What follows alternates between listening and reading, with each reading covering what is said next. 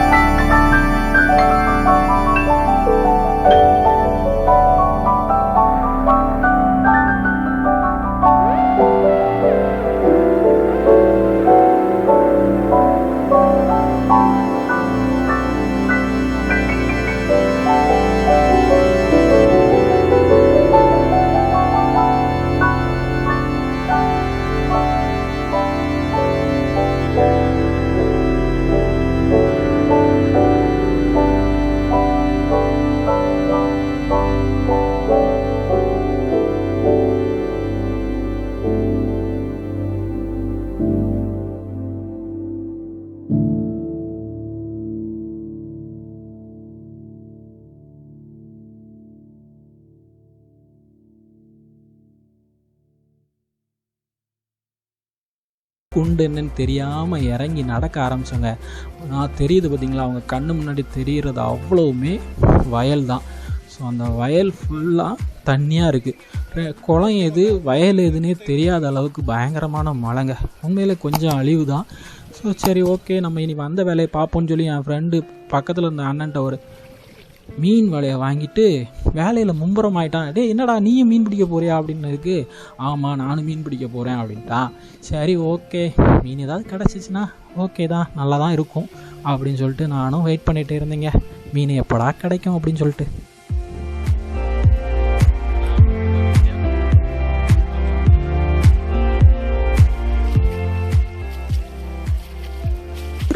மீன் வந்துருச்சுடா அப்படின்னு சொல்லிட்டு என் ஃப்ரெண்டு வலையெல்லாம் எடுத்துகிட்டு ஓடினதை பார்த்தோன்னே உண்மையிலே மீன் தான் வந்துருச்சோ, நம்ம மீன் வந்ததுக்கு ஒரு மீனாவது பார்த்துருவோம் அப்படின்னு சொல்லிக்கிற எக்ஸைட்மெண்ட்டில் நானும் மீன் தான் வந்துருச்சு அப்படின்னு சொல்லிட்டு கிட்ட போய் பார்த்தா வந்த மீனையும் விட்டுட்டாங்க. சரி ஓகே, மறுபடியும் வெயிட்டிங். பாருங்க எவ்வளோ தண்ணி எங்கேருந்து அந்த குளத்துலேருந்து, இதுவும் வயல் தாங்க, நான் நிற்கிறதும் வயல் தான். அந்த குளத்துலேருந்து நிறைஞ்சி அந்த தண்ணி ஒரு மேலே உள்ள வயல்லேருந்து இறங்கி அடுத்த வயலுக்குள்ளே போய் அங்கே இருக்கிற நிறைய வயல் ஃபுல்லாக முங்கிருச்சு. பாவம் தாங்க விவசாயிகள் அவ்வளோ பேரும். அவ்வளோ பயிரும் காப்பாற்றுறது கொஞ்சம் கஷ்டம்தான், ஆனால் கொஞ்சம் காப்பாற்றலாம் அப்படிங்கிற மாதிரி சொல்கிறாங்க. சரி ஓகே, அவங்க அவ்வளோ பயிரும் தப்பிச்சிருச்சுன்னா ரொம்ப சந்தோஷம் தாங்க. ஏன்னா அவ்வளோ கஷ்டப்பட்டு பயிரெலாம் விட்டுருப்பாங்க. ஸோ அவங்க எண்ணம் போல் நடக்கட்டும், நம்மளும் கடவுளை வேண்டிக்குவோம். சரி ஓகே, நம்ம வந்த வேலையை பார்ப்போம் அப்படின்னு சொல்லிட்டு இன்னொரு பக்கம் பார்த்தா இன்னொரு கேங்கு, அந்த ஊரில் உள்ள பசங்க மும்மரமாக மீனை தேடிக்கிட்டே இருந்தாங்க. எப்படா மீன் வரும் அப்படிங்கிற ஆசையில் நம்மளும் அப்படியே பார்த்துட்டே இருந்தோங்க. அப்படி பார்த்துட்டே இருக்கும்போது திடீர்னு வந்துச்சு பாருங்கள் ஒரு மீன். துரத்துறாங்க, ஆளுக்கு ஒரு அருவாயை வச்சுட்டு துரத்துறாங்க. ஏய் மீன் எங்கடா, கண்ணில் காணிங்கடா, மீனை காணிங்கடா, எங்கடா மீன் அப்படின்னு சொல்லிட்டு நானும் எங்கடா மீனுன்னு பார்த்தா திடீர்னு போச்சுது பாருங்க, புசுன்ட்டு அந்த வயலுக்குள்ளே ஆளுக்கு ஒரு அருவாயை வச்சுட்டு தும்முன்னு ஓடுறாங்க. யாரடா வெட்ட ஓடுறீங்கன்னு பார்த்தா கடைசியில் மீனை தாங்க விரட்டிட்டு போகிறாங்க. சரி அப்படியாவது பிடிச்சிருவாங்க அப்படின்னு சொல்லிட்டு நானும் ஒரு எக்ஸைட்மெண்ட்டில் வயலுக்குள்ளே செல்லை தூக்கிட்டு வீடியோவையும் ஆன் பண்ணிவிட்டு ஓடுறேன். ஒரு மீனையாவது கண்ணில் காணிச்சிக்கடான்னு கடைசியில் மீனை கண்ணில் பார்த்துட்டேன். ஆனால் பிடிச்சிருவாங்களா பிடிக்க மாட்டாங்களா அப்படிங்கிற ஒரு எக்ஸைட்மெண்ட் எனக்கும் ரொம்பவே இருந்துச்சுங்க. ஆனால் உண்மையிலே ரொம்ப கஷ்டங்க. அந்த மீன் ரொம்ப ஸ்பீடாக போச்சுது. அப்போ தான் தெரிஞ்சுது ஒரு மீன் பிடிக்கிறது எவ்வளோ கஷ்டம் அப்படின்னு சொல்லிட்டு. சரி மீனை விட்டுட்டாங்க, இனி நமக்கு அவ்வளோதான், நமக்கு வாய்த்தது அவ்வளவுதான் அப்படின்னு சொல்லி நானும் சரி மறுபடியும் வெயிட் பண்ண வேண்டி இருக்குமோ அப்படின்னு நினச்சிட்டே இருக்கும்போது பார்த்தா அந்த வலைக்குள்ளே போய் அது விழுந்துருக்கு. எப்படியோ கஷ்டப்பட்டு முதல் மீனை கண்ணில் காணிச்சிட்டாங்கப்பா. சரி ஓகே, வந்ததுக்கு ஒரு மீனையாவது கண்ணில் காணிச்சிட்டாங்களே அப்படிங்கிற ஒரு சந்தோஷத்தில் என் ஃப்ரெண்டு முகத்தில் சிரிப்பை பார்க்கணுமே. ஐயையோ, அப்போ பார்த்து ஒரு குட்டி பையன் திடீர்னு ஒரு மீனை தூக்கிட்டு வந்து நானும் ஒரு மீனை பிடிச்சிட்டேன் அப்படிங்கிறான்.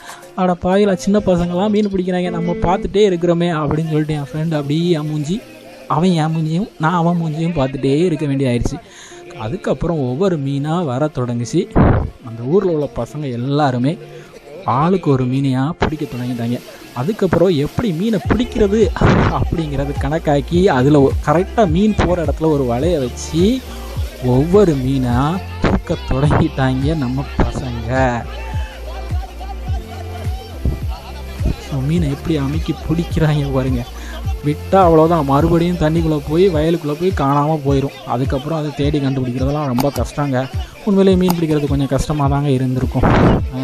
இந்த மழை காலத்தில் அவங்களுக்கு இது ஒரு டைம் பாஸ், இன்னொன்று ஒரு சந்தோஷம். எல்லோரும் சேர்ந்து மீன் பிடிக்க வந்தது அவங்களுக்கு ஒரு சந்தோஷம். ஸோ எல்லாருக்கும் ஒரு மீன் கிடச்சதும் அவங்க ஊரில் உள்ள எல்லாருக்கும் ஒவ்வொரு வீட்டுக்கும் ஒவ்வொரு மீன் கொண்டு கொடுத்தாங்க. அது பார்க்குறதுக்கே ரொம்பவே நல்லா இருந்துச்சு. அவங்க மட்டும் எடுத்துக்காமல் நம்ம ஊரில் உள்ள எல்லாருமே அந்த மீனை வந்து சாப்பிடணும் அப்படின்னு நினச்சது ரொம்பவே நல்ல ஒரு விஷயமாக தோணுச்சு அந்த பசங்கக்கிட்ட. அப்போ தான் இந்த மாதிரியான ஒரு விஷயங்கள் நடக்கும்போது ஊரில் உள்ள ஒற்றுமைகளையும் நம்மளால் பார்க்க முடியுது.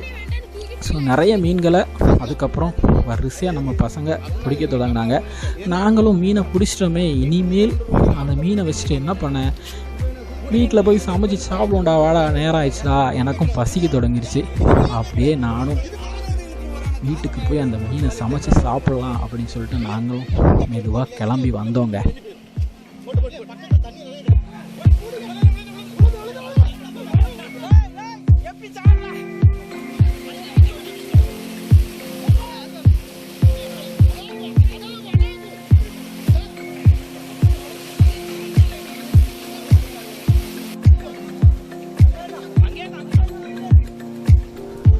இந்த மாதிரியான இயற்கை பேரழிவுகள் நடக்கும்போது எல்லாருக்குமே கஷ்டம்தாங்க. வேலைக்கு போகிறவங்க வெளியில் வேலைக்கு போக முடியாது. உதாரணத்துக்கு இந்த குளத்தில் உள்ள தண்ணி எல்லாமே இந்த வயலில் ஃபுல்லாக நிறைஞ்சி குளம் மாதிரியான மாறி இருக்கக்கூடிய அந்த நிலைமையை பார்த்தீங்க. அதில் பயிர் செஞ்சுருக்கிற அந்த விவசாயிகளுடைய மனநிலைமையை யோசித்து பாருங்கள். அவங்களுக்கு ரொம்பவே கஷ்டமாக இருக்கும்.